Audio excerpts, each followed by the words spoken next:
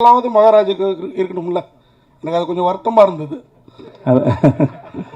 மகாராஜானா மகாராணியோடு தான் இருக்கும்னு நினச்சேன். அப்போ நாட்டை யார் தான் ஆள்றது? அந்த புறமே கதின்னு ஆகிடாதா? அல்ல, மகாராஜாக்கள் அப்படி தானே இருந்தாங்க. எல்லா மகாராஜா அப்படி இருந்துக்கு வாய்ப்பு இல்லைன்னு. ரைட்டு.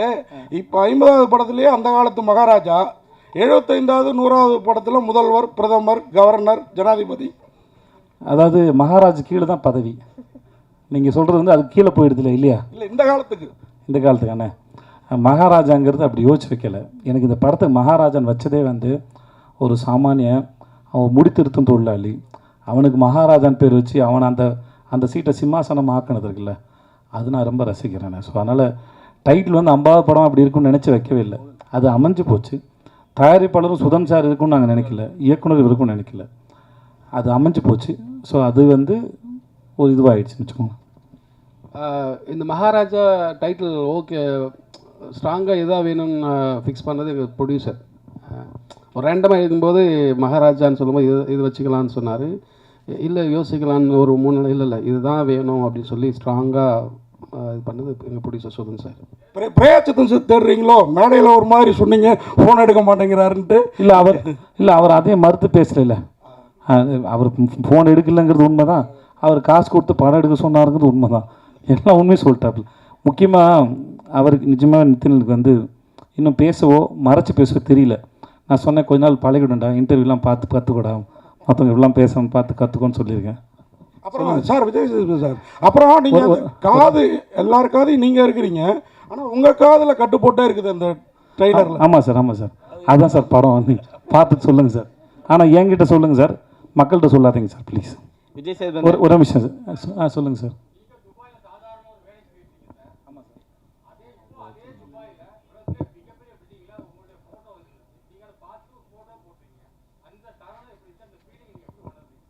நான் இது இப்போ துபாயில் எல்லா இன்டர்வியூலையும் சொன்னேன், நம்ம மக்கள்கிட்டையும் அதை பகிர்ந்துக்கல, சந்தோஷம்தான் சார். முதல்ல இது நான் சொல்லி சலிச்சு போன கதையாக இருந்தாலும் கேட்குறதுக்கு ஒரு சுவாரஸ்யமாக இருக்குன்னு நினைக்கிறேன் சார். இங்கே ஒரு கம்பெனியில் அக்கௌண்டண்ட்டாக வேலை பார்த்துருந்தேன் சார். அது பேர் GKS enterprises, cement company sir. மாதம் 3500 சம்பளம் சார். இன்னொரு ஃப்ரெண்டு சொல்லி ஹீரோ ஸ்டார்னு ஒரு கம்பெனி இருக்குது, அங்கே துபாயில் வேலை கேட்குறாங்க, அங்கே 12,000 ரூபா சம்பளம்னு சொன்னாங்க, 1000 திர்ஹாம் சேலரி. என்கிட்ட இப்போ பாஸ்போர்ட் இல்லை.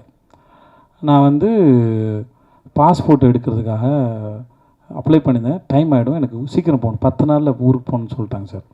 அப்போ வந்து நானே என்னோடய degree certificate, ration card, contract certificate எல்லாத்தையும் எடுத்துகிட்டு நேராக கமிஷன் ஆஃபீஸ் போய்ட்டேன். அங்கே ஒரு நல்ல மனுஷன் இருந்தார். எனக்கு யாரையும் எதிர்பார்க்கல, ஏன்னா ஏரியாவில் கவுன்சிலர் பார்க்கணுன்னு சொன்னாங்க, காசு கொடுங்கன்னு சொன்னாங்க. கையில் சுத்தமாக காசு கிடையாது, எனக்கு எதுவும் தெரியாது. அப்போ நான் இருந்த ஏரியா ஓகே. அப்போது நான் நேராக எதுக்கு எனக்கு யாரும் தெரியாதும்போது நான் நேராக கமிஷன் ஆஃபீஸ் போயிட்டேன். அங்கே போய் இந்த டிபார்ட்மெண்ட் கேட்டு உள்ளே இருந்தது ஒரு நல்ல மனுஷன் இருந்தார். அவர்கிட்ட இதெல்லாம் காமிச்சு, சார் குடும்ப சூழல்னால நான் வேலைக்கு போகிறேன், எனக்கு இந்த மாதிரி கேட்குறாங்க சார், சீக்கிரம் போகணும் சார்னு. நல்ல நேரம் அவர் எடுத்தார் அந்த பாஸ்போர்ட் அப்ளிகேஷன் இவ்வளோ வந்திருந்தது சார். அதை எடுத்து என்னோடய அப்ளிகேஷன் எடுத்து, தம்பி நீங்கள் நாளைக்கு காலைல போயிடுங்க உங்கள் ஏரியா போலீஸ் ஸ்டேஷனுக்கு. ஏரியா போலீஸ் ஸ்டேஷன் போனேன். அவர் வந்து என்னை கேட்டார், உங்களுக்கு கமிஷன் ஆஃபீஸில் ஆள் தெரியுமான்னு. எனக்கு யாரும் தெரியாது, ஆனால் எனக்காக அவர் சொல்லியிருக்காரு. பாஸ்போர்ட் கிடச்சிது, வாங்கிட்டு ஊருக்கு போனேன். ஒரு கவர் கொடுத்துருந்தாங்க. அந்த கவரை பார்த்து பட்டேல்னு ஒரு தாத்தா வருவார், அவர் கூட்டிகிட்டு போகிறேன்னு சொல்லிட்டாங்க. அவருக்கு 75 வயசு, எனக்கு 20 வயசு. அப்போது அவர் வந்து என்ன 21 வயசு எனக்கு. அவர் வந்தார், விஜய் அப்படின்னாப்புல கூப்பிட்டு போனால். வெளியே வந்தால் பாலைவனத்தில் மழை பெய்யுது. நம்ம துபாயில் பெரிய ஆளாக போகிறோம்டா அப்படின்னு நினச்சி கனவுகளோடு நான் போகிறேன். அங்கேருந்து ஒரு 15-20 நிமிஷம் என்னோடய ரூமு. அது மாதிரி ஒரு 6க்கு 3 பெட் ஒன்று கொடுத்து அங்கே கொடுத்துட்டாங்க. அப்புறம் முடித்தோடனே என்னை நேராக கோயிலுக்கு கூப்பிட்டு போனாங்க. சரி, கோயிலுக்கும் போயிட்டோம், கன்ஃபார்ம் ஆகிடுச்சு நான் பெரிய ஆள் ஆகிறதுன்னு சொல்லிட்டு சாமியை பார்த்து அப்புறமா என்னோடய ஆஃபீஸ் போனேன், முதலாளியை பார்த்தேன். ஸோ இப்படி அப்புறம் ஆனால் நான் நினச்ச அளவுக்கு வாழ்க்கை மாறலை. அது ஓரளவுக்கு குடும்ப வறுமைக்கு சூழலுக்கு அது வசதியாக இருந்தது. நான் சம்பாரித்து போனோம், மாதம் 10,000 ரூபா அனுப்பிச்சிட்டு இருந்தேன் நான். ஆனால் அங்கே சுற்றினேன். இப்போ நான் போகும்போது 3 வருஷமும் படித்து முடித்தோடனே குடும்பம் என் மேலே கொண்டு வரணும்னு நினைக்கிறேன். அந்த கனவுகளோட இளமையாக இருந்த காலத்தில் கனவு வந்து டெண்டராக இருக்கும். 20 வயசு எல்லாருக்கும் எதையா சாதிக்க மாட்டேன்னு ஒரு கனவு வந்து டெண்டராக இருக்கும். அதுதான் ரொம்ப ஆழமாக இருக்கும், ஏக்கம் அதிகமாக இருக்கும். அந்த சமயத்தில் நான் சுற்றின தெருக்கள் வந்து துபாயோட தெருக்கள். அங்கே தான் சுற்றிருக்கேன், அங்கே தான் ஏங்கியிருக்கேன், எதையாவது பண்ண மாட்டோமான்னு ஏங்கியிருக்கேன்.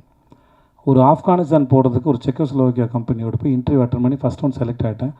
அன்றைக்கி எனக்கு சம்பளம் தரதா சொன்னது 75,000 கிடச்சிருந்தா அங்கே தான் போயிருப்பேன். நான் என்னோட அதிகம் படித்தவங்களுக்கு அடுத்த ரவுண்டில் நான் ஃபெயிலியர் ஆகிட்டேன், எனக்கு அது கிடைக்கல. ஸோ இப்போ அதுக்கப்புறம் திரும்பி வந்து பல வருஷம் கழித்து அந்த இடத்துல இப்படி பார்க்கும்போது நான் அதை எதையுமே பார்க்கல. நான் அங்கே ஏக்கத்தோடு சுற்றின அங்கே ஒரு வெண்டிங் மிஷின் இருக்கும், அந்த காசு போட்டால் தம்ஸ்அப்பு அந்த கூல்ட்ரிங்க்ஸ் வரல, அது வெண்டிங் மிஷின் இருக்கும். ஒரு திராம் வச்சு இதை செலவு பண்ணலாமான்னு வேணாமான்னு யோசிச்சுட்ருக்கேன். ஏன்னா அங்கே இருந்து என்ன மாதிரி பல பேரோட நிலைமை அதுதான். ஏன்னா காசு இஷ்டத்துக்கு செலவு பண்ணிங்கன்னா வீட்டுக்கு பணம் அனுப்ப முடியாது, கொண்டாட்டெல்லாம் முடியாது. அங்கே வியாழக்கிழமை ஆனால் எல்லோரும் ஒன்று கூடுவோம், ஒன்றா சமைச்சு பிரியாணி சமைச்சு சாப்பிட்டுட்டு அப்புறம் துணியெல்லாம் துவைச்சி காய போட்டுட்டு சாயந்தரம் ஆனால் அங்கே கிரிக் இருக்கும், அந்த ஊரை பரதுபாய் தேரதபம் இருக்கும், அங்கே போய் சும்மா கொஞ்சம் இருந்துட்டு திரும்பி முடி இவ்வளோ தான் இருக்கும். ரூமை சுத்தம் பண்ணுறதும் பாத்ரூம் கழுவுறதும் சமைக்கிறதும் இவ்வளோ தான் வாழ்க்கை. அது இதை தாண்டி கனவு காண கூட நேரம் இருக்காது. ஸோ அந்த ஞாபகங்கள் தான் வந்துட்டு இருந்த ஒழிய எனக்கு இது தெரியவே இல்லை. இந்த இடத்துல இருக்க பாரு, அப்போது அன்னைக்கு நான் ஏக்கத்தோடு சுற்றின அந்த நாள் வந்து எனக்கு சொல்லியிருக்கு, உனக்கு ஒரு நாள் பரிசு இருக்குடா இந்த இடத்துலன்னு. ஸோ ஒவ்வொரு நாள் பின்னாடி வேறு ஒரு நாளோட சேர்ந்து ஒரு முடிச்சிருக்கு. ஒவ்வொரு விதைக்கு பின்னாடி ஒரு பெரிய மரம் இருக்குது, அதில் நிறைய பறவைகளுக்கு கூடு இருக்குங்கிறது தெரியாதுல்ல, அது அந்த விதைக்கு தெரியாது இல்லையா? அதை போல தான் ஒவ்வொரு நாளையும் நான் பார்க்குறேன், நான் நினைக்கிறேன். சேதுண்ணா, ஆக்சுவலாக நடுவில் வந்து நீங்கள் வந்து ஹீரோவாக இருக்கும்போது மாசாக வந்து எல்லாத்தையும் பண்ணிகிட்டே இருந்தீங்க. அதுக்கப்புறம் திடீர்னு கேரக்டரைஸ் இறங்க ஆரம்பிச்சிட்டிங்க. எங்கே இறங்கினேன்னு சொல்லும்போது மாஸ்டர்லேருந்து எல்லாமே தனி அது இறங்கினது இல்லை, அது பேர் முதல்ல வந்து இறங்கினது இல்லை. கேரக்டரைஸ் போக ஆரம்பிச்சிட்டீங்க ஹீரோவாக. கண்டிப்பாக கிடையாது, அந்த அப்ரோச் இல்லைன்னு சொல்ல வரேன்.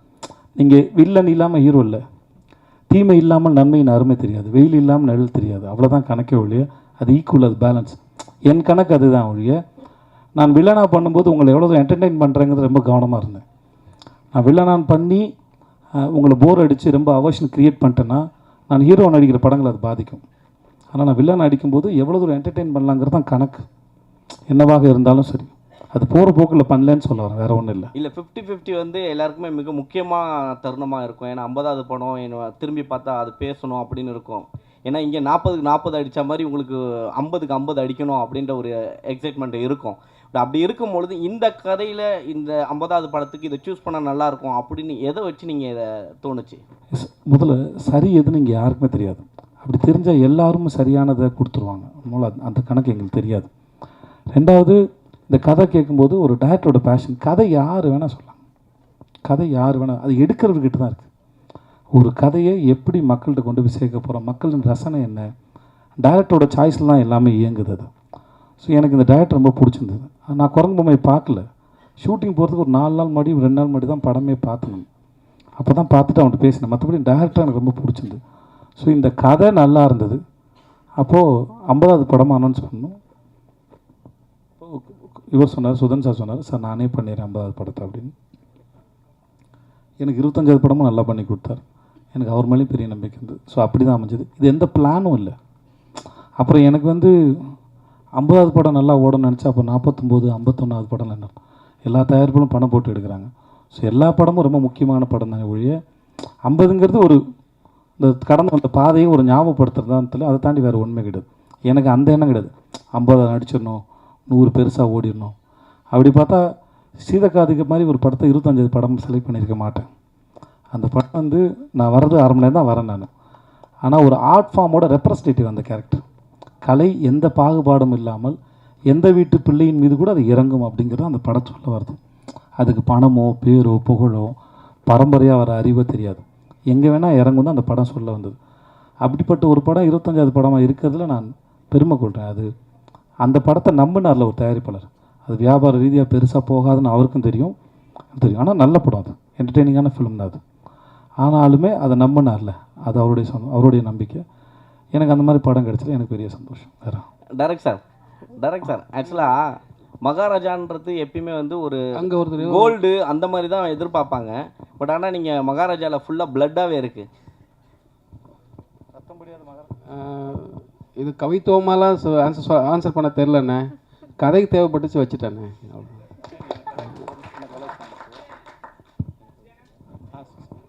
சொல்லுங்கண்ணே.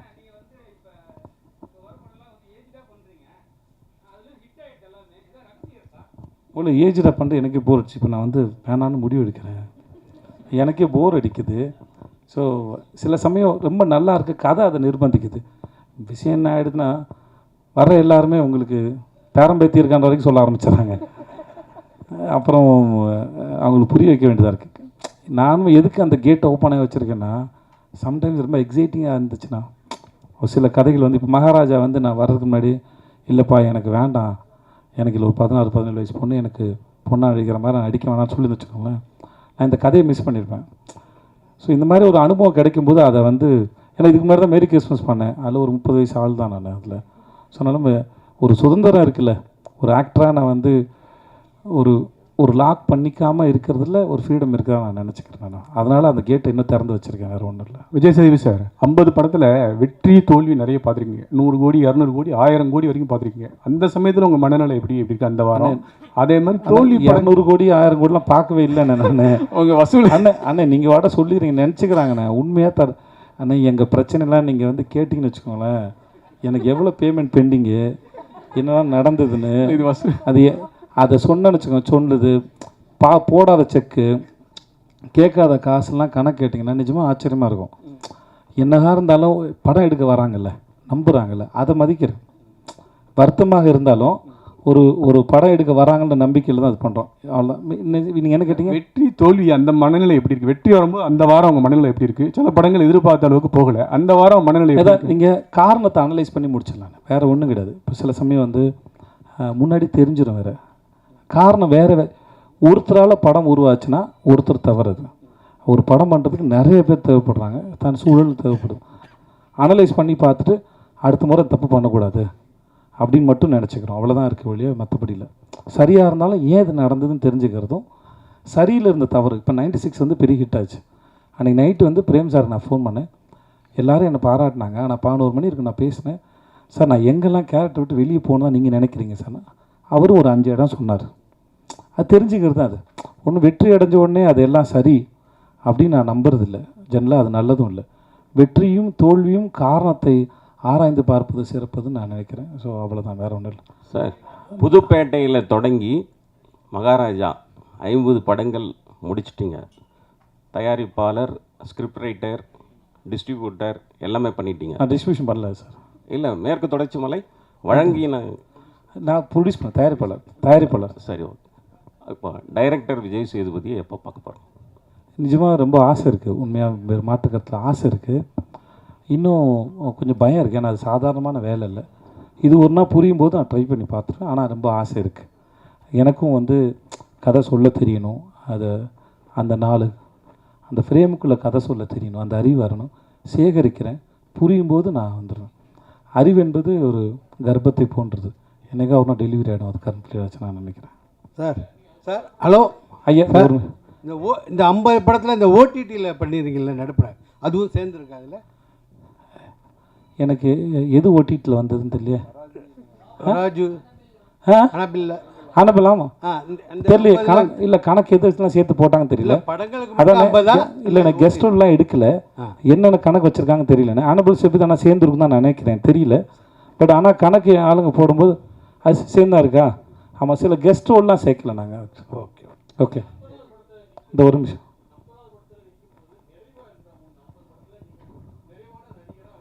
சார் நிறைவு அடையலை சார். நிறைவு அடைஞ்சிட்டா அது முடிஞ்சு போச்சுன்னு அர்த்தம் சார். அது ஸ்டேட்மெண்ட்டுக்காக சொல்லலை சார்.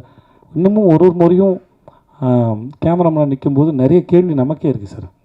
அது சில சமயம் பிறகு நடித்து முடிச்சதுக்கப்புறம், இப்போ நம்ம டிஜிட்டல் இருக்கிறதுனால சார் ஃபிலிம் இல்லைல்ல சார், அதனால் வந்து சில சமயம் வேறு ஆங்கிள் அப்ரோச் பண்ணலாம், கேட்கலாம் முடியுது. ஒரு பர்ஸ்பெக்டில் ஒரு சீன் அப்ரோச் பண்ணி முடிச்சுட்டு இதுக்கு வேறு ஒரு ஆங்கிள் தோணுது, அதையும் ட்ரை பண்ணி பார்த்துலாமான்னு தோணுது, போஸ்ட்டில் வச்சுக்கலாம். மேரி கிறிஸ்மஸ் எனக்கு அந்த மாதிரி நிறைய அனுபவம் இருந்தது. நான் ஸ்ரீராம் சாரோடு நடிக்கும்போது ஒரு 4-5 சீனுக்கு ஒரு 2-3 வேரியேஷன்ஸில் நடித்தோம் நாங்கள். ஸ்ரீராம் சார் எப்படின்னா, அவர் ரொம்ப ஓப்பனாக இருப்பார். அதனால் விஜய் எனக்கு நீங்கள் பண்ணிவிடுங்க, இது நல்லாயிருக்கு, அதையும் பண்ணிவிடுங்க, நல்லாயிருக்கு, நான் எடிட்டிங் டிசைட் பண்ணிக்கிறேன்னு சொல்லுவார் அவர். ஸோ அந்த மாதிரிலாம் நிறையா இதெல்லாம் கிடைக்கும். ஸோ எவ்வளோ கலை என்பது அதான், எவ்வளோ தேடினாலும் எவ்வளோ தோணினாலும் அது அமிர்தம், அது வந்துக்கிட்டே தான் இருக்கும், அது வந்து குறையாது. ஸோ அதனால் அந்த எக்ஸ்பீரியன்ஸ் தான் சார் ரொம்ப அழகு. ஒரு ஸ்டேஜுக்கு மேலே தன்னிறைவு அடைதல் இல்லைன்னு நினைக்கிறேன் ஆர்ட் ஃபார்ம் பொறுத்த வரைக்கும். அதை நீங்கள் எக்ஸ்பீரியன்ஸ் மட்டும் தான் உங்களை வந்து என்ஹான்ஸ் பண்ணும், இல்லை என்கரேஜ் பண்ணும், இல்லை அதை வாழ்கிறத சுவையை வந்து ரசிக்க வைக்கும் நான் நினைக்கிறேன். விஜய் சேவி சார், நீங்கள் நடித்த 50 படத்தில் தனிப்பட்ட முறையில் பிடிச்சிங்கன்னா கடைசி விவசாயி, எனக்கு ஆண்டவன் கட்டளை, சூப்பர் டீலக்ஸ், அந்த மாதிரி நீங்கள் ரொம்ப ரசித்து பண்ண படம் என்ன படம்? ரொம்ப கஷ்டப்பட்டு மன ரீதியாக உடல் ரீதியாக பண்ண படம் என்ன படம்? நீங்கள் சொன்ன படம் கடைசி விவசாயம் இருக்குல்ல சார், ரொம்ப கஷ்டம் சார். அது ஸ்பிரிச்சுவல் வந்து உணர்றது இல்லையா சார், அதுக்கு பெரும் காலம் எடுக்கும். அது ரொம்ப கஷ்டப்பட்டேன், அதை தொடுறதுக்கு ரொம்ப கஷ்டப்பட்டேன். அதை நான் வந்து ஸ்பிரிச்சுவாலிட்டி வந்து அவ்வளோ சாதாரணமான விஷயம் நான் நினைக்கிறேன். நான் எல்லாத்தையும் சரண்டர் பண்ணி அப்படியே ஏற்றுக்கிற ஒரு தன்மை வரணும். அது எனக்கு இன்னும் வாழ்க்கையில் வரல. ஆனால் அது பெர்ஃபார்ம் பண்ணும்போது அது ஃபேக்காக பண்ணிடக்கூடாது ரொம்ப மெனக்கேட்டேன். ஓரளவு நான் தொட்டான்னு நினைக்கிறேன். அது பண்ணும்போது எனக்கு எப்படின்னா, அங்கே மக்கள் வந்து என்னை நம்பினாங்க. நான் விபூதி இங்கே வச்சுருந்தேன், அந்த சுருக்கு பையிலேருந்து அடிச்சேன்னா கையில் விபூதி வந்துடும், உள்ளே கை விடுது, இப்படி அடித்தாலே வந்துடும். வரிசையில் நின்று என்ன வர வேணும்னு கேட்பேன். மழை பெய்யும், காடு நல்லா இருக்கும் போங்க, அடுத்து என் புள்ள நல்லா படிக்கும் போ அப்படின்னு எல்லோரும் விபூதி பூசிவேன் நான். அது நான் வந்து மனசார தான் நான் அதை செஞ்சேன். நான் அந்த கதாபாத்திரம் ரொம்ப ரசித்தேன். நான் எழுதுனத மணிகண்டன் கேட்டேன், எப்படி தலை அதை எழுதுனீங்க அப்படின்னு. ஸோ அது ரொம்ப கஷ்டமானது. சூப்பர் டீலக்ஸும் சாதாரணமான விஷயம் இல்லை. அது குமாரராஜான்னு ஒரு மாபெரும் அந்த டைரக்டர் இல்லாட்டி அந்த மாதிரி கதையை வேறு யாரும் நம்பி நான் போயிருப்பேனான்னு கூட எனக்கு தெரியாது. ஏன்னா அந்த படம் நான் என்ன நம்பி போகவே இல்லை. பாலகுமார் ரொம்ப கஷ்டப்பட்டிருக்கேன். நிறைய படம் இருக்குது. அது சில சமயம் உங்களுக்கு படமாக தெரியாது, சில சீனில் போய் நிற்கும்போது எம்டி ஆகிடும். ஒரு இடம் இரவி பண்ணும்போது காத்திட்டு நான் கேட்டிருக்கேன். ஒரு சீன் பாபி அடித்து கொள்கிற சீன் ஒன்று இருக்கும். அன்றைக்கி எனக்கு வாழ்க்கையிலையும் பிரச்சனை இல்லை, ஒன்றுமே இல்லை. ஆனால் நடிக்க வரல, அன்றைக்கி நடிக்க வரல. நான் சொன்னேன், தலைவா நடிக்க என்னன்னு தெரியல, வரல தலைவா, மைண்டில் ஒன்றுமே இல்லை தலைவா, வீட்டில் சண்டை இல்லை, எந்த பிரச்சனையும் இல்லை தலைவா, கடன் தொல்லை இல்லை, ஆனால் ஏன் தெரியல தலைவா, மைண்டு ரொம்ப எம்டியாக இருக்குது, இன்றைக்கி ஒரு நாள் மட்டும் என்னை பொறுத்துக்கிட்டு எதாவது காப்பாற்றுங்கன்னு. அன்றைக்கி வேறு சீன் எடுத்தார், அந்த சீன் எல்லாம் அடிக்க முடியல. ஸோ இந்த மாதிரி ஒரு படம்னு இல்லை, ஒரு கேரக்டர்னு இல்லை, சில சமயம் ரொம்ப சாதாரணமான விஷயம். கூத்துப்பாட்டில் முதல்ல போகும்போது நீங்கள் நடிகரான்னு உங்களை அப்சர்வ் பண்ணுறது செக் பண்ணுவாங்கன்னா எஞ்சி போய் அந்த சுவிட்சு போடுங்கன்னு சொல்லுவாங்க. சாதாரணமாக சுவிட்சு போட்டு போயிடும்ல, 10 பேர் முன்னாடி உட்காந்துக்கும் எஞ்சி போய் சுவிட்சு போடும்போது ரொம்ப கான்சியஸ் ஆகிடும். அதுவே நடிப்பு தான் சொல்லப்படுது. ஸோ நடிப்புங்கிறது மிக அற்புதமான காட்சியோ கஷ்டமான காட்சியோ அழுது நடிக்கிறதில்ல, எல்லாமே அதுக்குள்ளே பொருந்தும், அந்த நிலையில் உட்காரதான் பொருந்தும். ஸோ அப்படி எல்லாத்தையும் சாதாரணமாக எடுத்துக்க முடியல. இப்போ இந்த படத்துலேயே சில காட்சிகள்லாம் இருக்குது, நான் ரொம்ப கஷ்டப்பட்டேன். இப்போ நீங்கள் கல் தூக்கி போடுறது பார்த்தீங்களா, ஒரு கடைசியில் ஒன்று பார்த்தீங்களா, அதில் நீங்கள் படம் பார்க்கும்போது தெரியும், அவ்வளோ எக்ஸ்பிரஷன்ஸ், அதில் அவ்வளோ கணக்கு இருக்குது. நீங்கள் கதை பார்த்துட்டு வரும்போது அந்த இடத்துல உங்களுக்கு அத்தனை சேர்ந்து வந்துடணும், நான் அதை தொட்டுறணும் உங்களுக்கு. நான் அதை கொடுக்கலன்னா அந்த இடத்துல நான் என்னமா முதல்ல ஏமாற்றிக்கிறேன்னு அர்த்தம். ஸோ அதனால் இப்படி எல்லாத்துக்கும் ஒரு கணக்கு இருக்குன்னு சொல்ல வேறு ஒன்றும் இல்லை. விஜயண்ணா இங்கே ஹாய்ண்ணா. ஒரு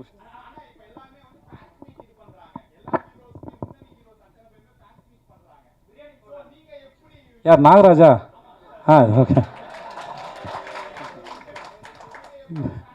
ஏண்டா இவ்வளோ ட்ரெய்லர் போட்டு இவ்வளோ பேசியிருக்கேன் இதுக்கு தம்பி. நான் முன்னாடியே பண்ணிகிட்டு இருந்தேன்டா, 2013, 14, 15 பண்ணிகிட்டு இருந்தேன் நினைக்கிறேன். அப்போது எனக்கு வந்து ஒரு ஸ்டேஜில் பயம் வந்துருச்சு, ரொம்ப தூரம் வராங்க, யாருக்காவது அடி போட்டுருன்னு பயம் வந்துச்சு. அதனால் ஒரு ஸ்டேஜில் நிப்பாட்டிட்டேன் நான்.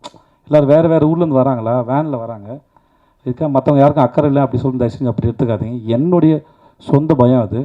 அதனால தான் ஆடியோ லான்ச்சிங்க யாரையும் கூப்பிட்றதில்ல, அங்கேருந்து பாருங்கள் போதுமானதான் இருக்கும், அந்த மாதிரி ஒரு காரணம். அப்புறம் எல்லோரும் பண்ணுறதுனால பண்ணணுமான்னு தெரியல. நான் ஒவ்வொரு ஷூட்டுக்கும் எங்கேயாவது வருவேன் இல்லையா, அந்த ஊர் பக்கத்தில் இருக்கவங்களாம் வந்துருங்க, நான் அங்கேயே ஃபோட்டோ எடுத்து அங்கேயே மீட் பண்ணிக்கிறேன் எல்லாரையும் கம்ஃபர்டபுளாக, நீங்கள் அது வரைக்கும் அவங்கவுங்க வேலையை பாருங்கள் அப்படின்னு சொல்கிறேன். இதுதான் எனக்கு என்னோடய ஃபேன்ஸில் வந்து கம்ப்ளைண்ட் சொல்கிறாங்க.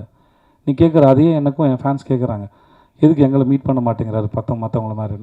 நான் மீட் பண்ணுறேன், அங்கே வரும்போது மீட் பண்ணிக்கிறேன், இதுக்கும் தனியாக அப்படி ஒன்று பண்ணணுமான்னு ஒரு கேள்வி இருக்குது, அதனால் பண்ணுறதில்ல, வேறு எந்த ரீசனும் இல்லை. ஹாய்ண்ணா. விஜயண்ணா இங்கே ஒரே ஒரு கொஸ்டின்.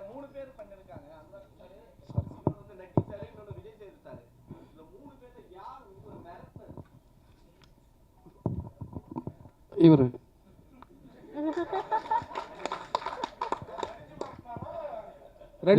ரெண்டும் பண்ணார். விஜயண்ணா அனுராக் சார். ஆக்சுவலி இவர் தான் சார் இல்லை மிரட்டினாப்பில் பாருங்கள், மிரட்டினா அனுராக் சார். ஆனால் அனுராக் சார் அவர் எப்படிப்பட்ட டேரக்டர்னு நீங்கள் பார்த்துருப்பீங்க, அவர் கூட வேலை பண்ணணும்னு நினச்சிருப்பீங்க. இப்போ அவர் எப்படிப்பட்ட ஆக்டருங்கிறதும் உங்களுக்கு தெரிஞ்சிருக்கு. சூப்பரான ஆக்டருங்க. அவர் கூட நீங்கள் கதை பண்ணணும்னு ஏதாவது டிஸ்கஸ் பண்ணியிருக்கீங்களாண்ணா அவர் டைரக்ஷனில்? நானே கேட்டேன். நான் மும்பையில் ஒரு ஃபங்க்ஷன் இப்போ பார்ட்டியில் ஒன்று மீட் பண்ணோம். அப்போ அவர் படம் கென்னடின்னு ஒரு படம் இருக்குது, பார்க்க வரியான்னு எனக்கு கேட்டார். என்னை முதல்ல ஹிந்தி படத்துக்கு அப்ரோச் பண்ணது அவர் தான் 2016. வாசன் பாலன் ஒரு டேரக்டரோடதுக்காக. அப்போது படம் காமிச்சார். நானும் இன்னொரு ப்ரெஸ்ஸில் அவருக்கு ஒரு நண்பர் இருந்திருக்காரு, ரிப்போர்ட்டர். அவரும் நானும் தான் படம் பார்த்தோம். முடிச்சுட்டு 3 பேரும் பேசிட்டு இருந்தோம்.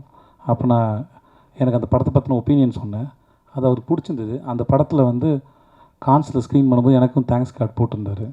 இந்த படத்துக்கு நான் அப்ரோச் பண்ணோடனே வந்து எனக்காக பண்ணி கொடுத்தாரு. கதை கேட்கும் மாதிரி ஓகே சொல்லிட்டார் இல்லையா, எனக்காக வந்து பண்ணி கொடுத்தாரு. நடிச்சிட்டு இருக்கும்போது ஒரு சீனில் வந்து அவருக்கு ஷோல்டர் வந்து அடிபட்டு ஒரு மாதிரி அவ்வளோ பெருசாக நவத்த முடியல. அப்போது நாங்களாம் வருத்தப்படும் போது அவர் சொன்னார், நல்லவில் எனக்கு ஷோல்டர் இதுவாகி வலியாச்சு, அதனால் இந்த கை யூஸ் பண்ண முடியல, அது ஷாட்டுக்கு ரொம்ப நல்லா இருக்குனாரு. அதனுடைய ஒரு டைரக்டராக இருந்தபோது மித்தியில் கொஞ்சம் பயந்தான், கம்யூனிகேஷன் கேப் இருந்தது. எனக்கு ஓரளவு ஹிந்தி தெரிஞ்சனால பேசி நான் அந்த கொஞ்சம் உதவி பண்ணியிருந்தேன். ஆனால் ஒரு டைரக்டராக இருந்தாலும் அவரும் பெரிய டைரக்டரு, அவர் எக்ஸலண்ட்டான டைரக்டரு. அவருக்கு எப்படி சொல்கிறதுன்னு ஒரு நாள் ஒரு நாள் தங்கியிருப்பேடா, அவன் ஒரு நாள் தங்கியிருப்பான். பட் ஆனால் ஒர்க் பண்ணும்போது அவர் அவ்வளோ ஸ்பேஸ் கொடுத்ததுனால இவன் நினச்சதை சொல்ல முடிஞ்சது. அவருடைய டெடிகேஷனும் ஒர்க் பண்ணதும் கடைசியில் நாங்கள் நினச்சிக்கிட்டோம் நல்லதாக போச்சு. ஐ திங்க் மம்தா சொன்னாங்க, நினைக்கிறேன் மம்தா அபிராமியும் சொன்னாங்க. இந்த படத்தில் வந்து எல்லா காஸ்ட்டும் எல்லாருமே சரி, அனுராக் சாப்பிட்லேருந்து எல்லாருமே சரி, இந்த படத்துக்கு அமைஞ்ச ஒரு வரம் தான் அது. சில இந்த கொடுத்துறேன்டா இல்லை நான் பேசுகிறேன் இல்லை. ஸோ இந்த படத்தில் நம்ம என்ன தான் தேடினாலும் சில சமயம் அமையிறது இருக்குல்ல, அது அமைஞ்சது. அது முழுக்க முழுக்க இவனுக்கே போய் சேருது தான், இவனுக்கு கிடைச்ச பாக்கியமாக தான் அதை நான் பார்க்குறேன். இந்த இயக்குனர் பேசுவார் இப்போது. சார் என் மைக்கை கொடுங்க சார். ஒரு பாயிண்ட் இல்லை, அனுராக் சார் வந்து ஒரு சீனில் படியில் விழணும். அவர் பாடி வந்து ரொம்ப ஃபேட்டாக இருக்கும். நமக்கு அது ரொம்ப சார் நீங்கள் லைட்டாக விடுற மாதிரி பண்ணிக்கோங்க, டூப் வச்சு மேட்ச் பண்ணிக்கலாம் அப்படின்னு சொல்லியிருந்தேன். நமக்கு அது தெரியல, ரொம்ப பிடிச்ச மனுஷன்றனால ஒரு மாதிரி ஒட்டிக்கிட்டு குழந்த மாதிரியே ஒட்டிக்கிட்டு அவர் பார்த்துட்டு ஏதோ பண்ணிகிட்டு இருந்தேன். கேமரா சரி சும்மா படுங்க சார், சும்மா ஒரு கியூ மட்டும் கொடுங்க அப்படின்னா டப்புன்னு விழுந்து புரண்டிட்டார். அது கேமராக்கு தெரியாமல் நான் பாட்டு உள்ளே போயிட்டேன். அவர் பிடிச்சி திட்டார், அறிவு நீ டைரக்டர் அது என்னது அப்படின்னு சொல்லி திட்டிட்டு அப்புறம் கூப்பிட்டு வச்சு பாடம் எடுத்தார். இப்படி இருக்கணும், நீ பயப்படக்கூடாது, யார் என்ன இருந்தாலும் அப்படின்னு சொல்லி கிட்டத்தட்ட அதுக்கடுத்து ஒரு லென்த்தாக உருண்டிட்டு வரணும். அண்ணன் சொன்ன மாதிரி கை உடஞ்சி போச்சு. கொஞ்சம் தூரம் மட்டும் வாங்க சார், மீது நடந்து வந்துடலான்னா அது இல்லை, நீ உனக்கு என்ன தேவையை எடுத்துக்கலாம்னு சொல்லிட்டு உருண்டிட்டே வந்துட்டு இருக்காரு. தவழ்ந்து வந்துட்டே இருந்தார். அது ஒரு இதுவாக இருந்தது. நம்ம பெருசாக பார்த்த ஒரு ஆள் வந்து என்ன இப்படி இது பண்ணுறாரா அப்படின்னு ஒரு அந்த எமோஷனை எப்படி என்ன சொல்ல தெரியல. ஏதாவது ஒரு விஷயம்னா தப்பானா என்ன சொல்லி அண்ணன்கிட்ட வச்சுருப்பேன். அண்ணன் இல்லாத சீனில் ரொம்ப கஷ்டப்பட்டேன். ஒரு நிறைய இடங்கள் வந்து கூட வந்து உதவி பண்ணிகிட்டே இருந்தார் அண்ணன். ரொம்ப நன்றி.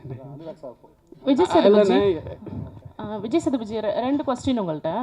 இங்கே தமிழ் சினிமாவோட அருமையாக அங்கேருந்து பார்க்கும்போது என்னென்ன விஷயங்கள் ஹைலைட்டாக தெரிஞ்சுது, எந்தெந்த விஷயங்கள்லாம் உங்களுக்கு வந்து சார் தமிழ் சினிமாவில் இதெல்லாம் இருக்குது அப்படிங்கிற மாதிரி நீங்கள் சொல்லலாம்? முதல்ல எனக்கு இன்னமும் அந்த அளவுக்கு சென்ஸ் வரல. ஏன் சொல்கிறேன்னா, இன்னமும் அந்த மொழியும் கலாச்சாரம் முழுசாக புரியல. இன்னும் நாங்கள் கன்வின்சிங்காக நடிக்கிறான்னு கூட எனக்கு தெரியல. ஆனால் மக்கள் என்னை ஏற்றுக்கிறாங்க. அவங்க மக்கள் செல்வன்னு சொல்லும்போது நல்லாயிருக்கு கேட்குறதுக்கு.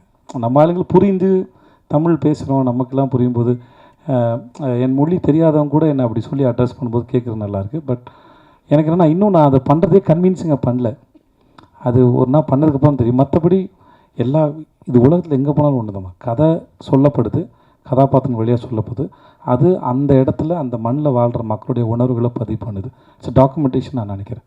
மற்றபடி எனக்கு எந்த ஒன்று. இன்னொரு கொஸ்டின், ஆக்சுவலி வந்து 50th மூவி அப்படின்னா நீங்கள் கடந்து போகிறேன் அப்படின்னு நீங்கள் சொன்னீங்க. ஆனாலும் மோஸ்ட்லி ஹீரோஸ் என்ன பண்ணுவாங்க அப்படின்னா கமர்ஷியலாக, கலர்ஃபுல்லாக, ஒரு மாதிரி ஃபன்னாக, ஈவன் போஸ்டர்லாம் ரிலீஸ் ஆச்சு அப்படின்னாக்கா அவ்வளோ வந்து ஒரு ஸ்டைலிஷாக இருக்கும். பட் ஏன் நீங்கள் வந்து இந்த 50வது படம் மகாராஜாவாக இருக்கணும்னு நினச்சிங்க? ஈவன் நீங்கள் நினச்சிருந்தா கூட இது 51 மாற்றிருக்கலாம். என்ன ஒரு ஆக்டராக அந்த எந்த பாயிண்ட் ஆஃப் வியூவில் இது 50வது படம்? நீங்கள் 50வது படம்னு உங்கள் மனசில் நிற்கணும், உங்களுக்கு பிடிக்கணும், உங்களை இம்ப்ரெஸ் பண்ணணும்னு நான் நினச்சேன். ஸோ அதுக்கு இந்த கதை சரியாக இருந்தது. நான் மனசில் ஒரு விஷயத்தை வச்சுக்கிட்டு அதுக்கு தேடினா செட் ஆகுமான்னு எனக்கு தெரியல. ஏன்னா அதுக்கு பெர்ஃபெக்டாக உனக்கு கிடைக்குமான்னு தெரியாது. இதுவும் தென்கட்சி கோசோம்னு கதையிலே ஒரு கதை கேட்டிருக்கேன், அதில் வந்துருக்கோம். பெர்ஃபெக்ஷன் என்பது உங்கள்கிட்ட யார் எதிர்பார்க்கங்களோ அவங்க மனசில் ஒரு ஓவியம் இருக்கும், அதை போல் ஓவியத்தை வரைஞ்சிட்டிங்கன்னா அது பேர் பெர்ஃபெக்ஷன் சொல்லுவாங்க அப்படின்னு ஒரு கதை சொல்லியிருப்பாரு. ஸோ அந்த மாதிரி என் மனசில் ஒரு விஷயத்தை வச்சுக்கிட்டு அந்த மாதிரி ஒருத்தர் படம் பண்ண நினச்சேன்னா அது தேடி தேடி டயர்ட் ஆகிடும், வயசாகிடும். இவர் கொண்டு வந்து ரொம்ப சிறப்பாக இருந்தது. இதுவே 50வது இருக்கட்டும்னு நினச்சி தான் அந்த பண்ணுறது தான். சேதனா இது உங்களுக்கு நான் இங்கே சார் ஏன்னா ஒரு நிமிஷம் நீ ஒரே நிமிஷம் ரம்னாக்கு ஓகே வேறு கேள்வி. அண்ணா அப்படி ஒன்றும் இல்லை தலைவா, இதுவே இன்னமும் சொல்கிறேன் தலைவா, எனக்கு எப்பயாரோட அந்த மக்கள் செல் வந்து எடுத்துடணும் தலைவா ஆசைப்பட்றேன். அதுவே பட்டம் வேணும் தான் தோன்ட்டு இருக்கு. அறிவு வந்துச்சுன்னா பிரச்சனையே இல்லை, அறிவு இருக்கணும், அது பொறுப்பு இல்லை. எவ்வளோ பேருக்காக சேர்ந்து சிந்திக்கிற ஒரு வேலை இல்லையா, அவ்வளோ அசால்ட்டாக நான் எடுத்துக்க மாட்டேன். அதனால் எனக்கு அறிவு வந்துச்சுன்னா நான் ஓப்பனாக சொல்கிறது, எனக்கு எந்த ஆட்சேபனையும் இல்லை.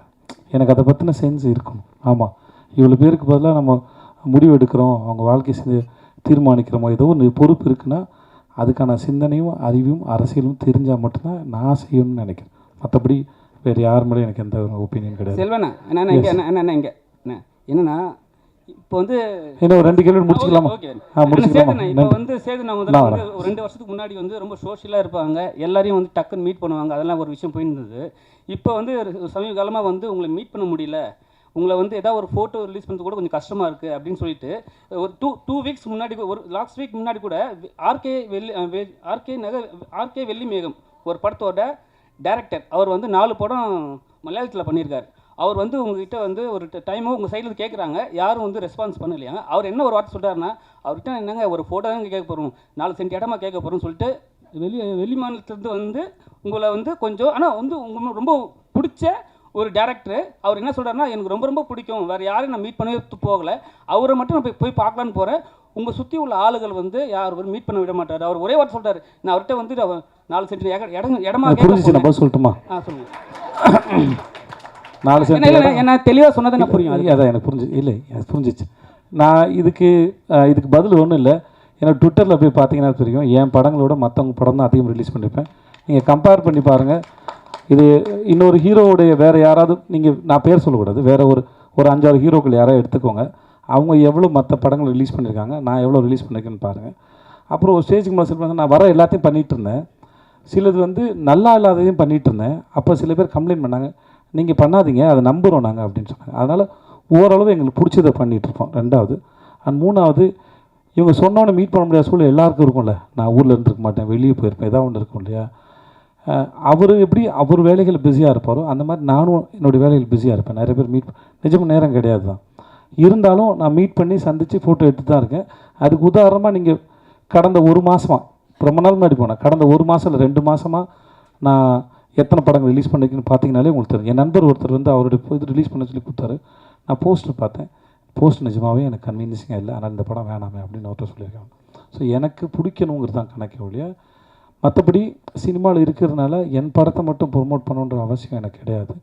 என்னுடைய பாப்புலாரிட்டி இன்னொரு படத்துக்கு ஓரளவு லிஃப்ட் பண்ணணுன்னா அதை செய்யணுங்கிறது தான் எண்ணம். நீங்கள் சும்மா செக் பண்ணி பாருங்கள், அது நான் சொன்னால் நல்லா இருக்காது. அன்பு முத்தங்கள் குறைஞ்சி போச்சுன்னு சொல்கிறாங்க. அன்பு முத்தங்கள் இல்லை, ஏர்போர்ட்டில் கூட்டத்தினரில் கேட்கும்போது கொஞ்சம் கூச்சமாக இருக்குது. நீங்கள் ஷூட்டிங் ஸ்பாட்னா பரவாயில்ல, ஏர்போர்ட்டில் கேட்கும்போதெல்லாம் அது இப்போ அங்கே உட்காந்து எல்லாம் கொடுத்துருமில்ல, அங்கே எல்லோரும் நிறைய பேர் போயிட்டுருக்காங்க, வேறு மொழி பேசுகிறவங்க, என்னடா அவன் எல்லாருமே கிஸ் வச்சுருந்தா நீங்கள் மாட்டாங்களா, அது தவிர வேறு ஒன்றுமே இல்லை. சேதனா ஒன்றும் இல்லை. ஆக்சுவலி நான் வந்து ஒரு 2K கேட்டேன். ஸோ எங்களை மாதிரி இருக்கிற எல்லாருக்குமே ஒரு சின்ன ஆசை, அதை நான் உங்ககிட்ட கேட்கணும் அப்படின்னு ஆசைப்பட்றேன். ஸோ இதற்குத்தானே ஆசைப்பட்டாய் பாலகுமாரா, நடுவில் கொஞ்சம் பக்கத்துக்கான அந்த மாதிரி படங்கள்லாம் இப்போது நாங்கள் எல்லாருமே பயங்கரமாக எக்ஸ்பீரியன்ஸ் பண்ணுறோம், ரொம்ப பிடிச்சிருக்கு.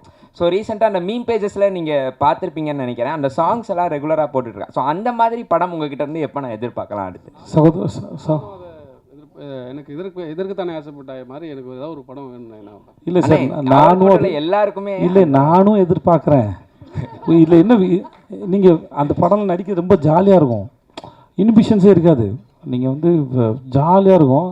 எனக்கு அம்மையில் இப்போ பாலகுமாரா வந்து அமைஞ்சது, அம்மையணும், அதான் சொல்கிறேன், அம்மையணும். அது இப்போ எழுதுனவங்க மட்டும் நம்பினா பத்தாது, நடிக்க போகிற நான் நம்பினதான் என்னை நம்பி படம் பார்க்க வர உங்களுக்கு நான் சரியாக கொடுக்க முடியும்னு அர்த்தம். அப்போ அதே மாதிரி ஒன்று எழுதிட்டு வந்தால் அது நடக்காது, அது ஒரு மூடு, வேற ஒரு மூட்லேயும் அதை கொடுக்கணும்.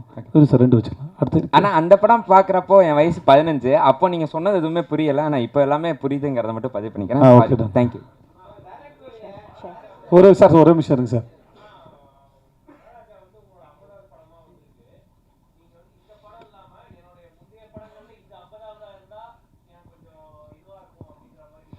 இல்லை அப்படி எதுவும் யோசிக்கலாம், நிஜமாக யோசிக்கலாம். எனக்கு அதாவது 50ங்கிறது உங்களுக்கு தான் ஜென்ரலாக நம்பர் தானே ஒழிய நானும் அதை பெருசாக கன்சிடர் பண்ணல. எல்லா படத்தோட வெற்றி முக்கியம். கடைசியாக முடிச்சுக்கலாம் சார். சார் ரொம்ப நேரம் அது கேளுங்க சார். ஒரே நிமிஷம்ங்க. இவர் ரொம்ப நேரமாக ஒரு பெரிய மனுஷன் கேட்டே இருக்காப்ல சார், பதில் சொல்லிக்கிறேன். நீங்கள் கேளுங்க. மொத்தமாக வெள்ளை கலர் டை அடிச்சு வந்துருக்கீங்கன்னு நினைக்கிறேன், இல்லைண்ணே?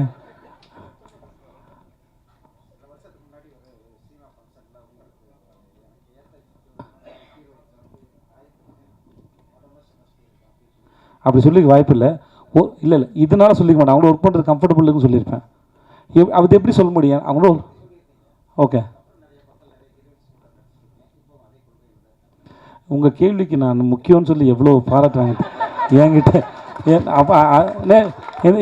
உங்களை வந்து நான் எவ்வளோ முக்கியம்னு நினச்சி இந்த கேள்வி முக்கியம், இவர் பதில் சொல்லணும்னு நான் நினச்சேன். இது வந்து இதெல்லாம் நியாயமா? ஓகே, எல்லோரும் நான் சொல்கிறேன்னே, என் கூட இப்போது மம்தாவாக இருக்கட்டும், அபிராமியாக இருக்கட்டும், இல்லை என் கூட ஒர்க் பண்ண அத்தனை பேரோடையும் நான் ரொம்ப அழகான ஒரு அனுபவம் எனக்கு இருக்குது வேலை செஞ்சதில் வந்து. அதனால் யாருக்கும் குறைச்சிட்டு இல்லை. ஸோ அந்த மாதிரி நினைப்பு எனக்கு கிடையாது. வேண்டாம் யார் ஒரு விஷயம்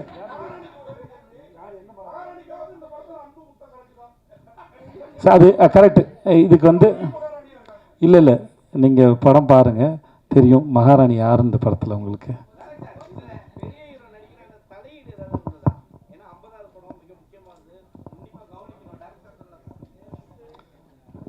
அதெல்லாம் இல்லைங்க. எனக்கு நான் எல்லாருக்கிட்டேயும் சொல்கிறது தான், எனக்கு இந்த கம்ஃபர்டபுள் வேணும், நான் எல்லாத்தையும் சொல்லணும். நான் இப்போது சேதனங்கிட்டலாம் என்ன வேணால் பேச சொல்லுவேன். ஆனால் இது பாருனே தெரிலம்பேன்.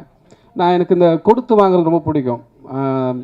ஒரு இந்த மாதிரி சீனை வந்து சொல்லுவேன், அவர் அதை கேட்டுப்பார், அவர் ஒன்று கொடுப்பாரு, மறுபடியும் நான் அதில் கரெக்ட் 2 பேர் சேர்ந்து கொலாபரேட் பண்ணி ஒர்க் பண்ணுவோம். அது அப்படி தான். மற்றபடி எனக்கு எந்த சார் எனக்கு இதுக்கும் 50 படத்துக்கு என்னை பாராட்டு தெரிவித்த சங்கத்தை சார்ந்த அத்தனை பேருக்கும் ரொம்ப நன்றி. வந்தவங்க எல்லாருக்கும் ரொம்ப நன்றி சார். Thank you so much. ரொம்ப நன்றி. தேங்க்யூ.